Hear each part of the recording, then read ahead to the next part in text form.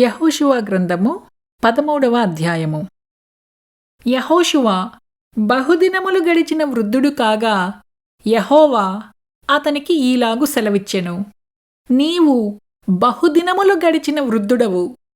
స్వాధీనపరుచుకొనుటకు అతి విస్తారమైన దేశము ఇంకా మిగిలియున్నది.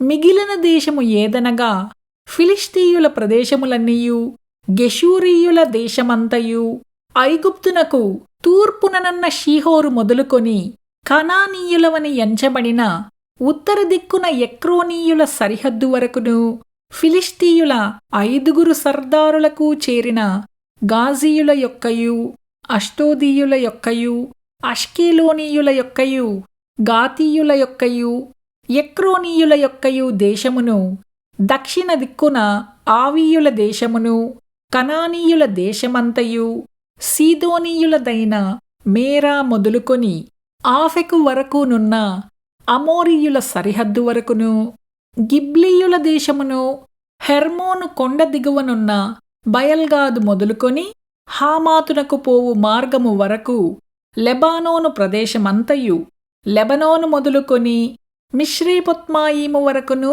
దేశము మిగిలియున్నది. మన్యపు నివాసులనందరినీ, సిదోనీయులనందరినీ నేను ఇజ్రాయేలీయుల ఎదుట నుండి వెళ్ళగొట్టెదను. కావున నేను నీకు ఆజ్ఞాపించినట్లు నీవు ఇజ్రాయేలీయులకు స్వాస్థ్యముగా దాని పంచిపెట్టవలెను. 9 గోత్రములకును మనష్షే అర్ధగోత్రమునకును ఈ దేశమును స్వాస్థ్యముగా పంచిపెట్టుము. యెహోవా సేవకుడైన మోషే వారికిచ్చినట్లు రూబేనీయులు, గాదీయులు తూర్పు దిక్కున యోర్దాను అవతల మోషే వారికిచ్చిన స్వాస్థ్యమును పొందిరి.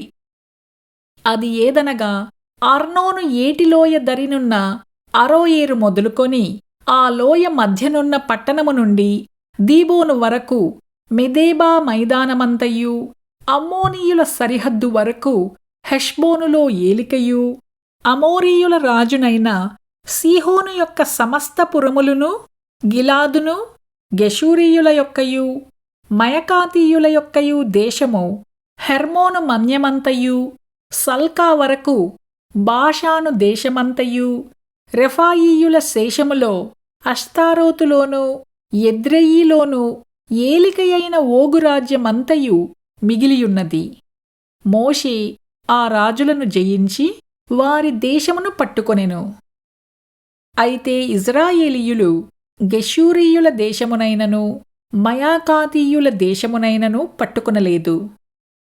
కనుక గెషూరీయులును, మయకాతీయులును నేటి వరకు ఇజ్రాయేలీయుల మధ్యను నివసించుచున్నారు. లేవీ గోత్రమునకే అతడు స్వాస్థ్యము ఇయ్యలేదు. ఇజ్రాయేలీయుల దేవుడైన యెహోవా వారితో సెలవిచ్చినట్లు ఆయనకు అర్పింపబడు హోమములే వారికి స్వాస్థ్యము.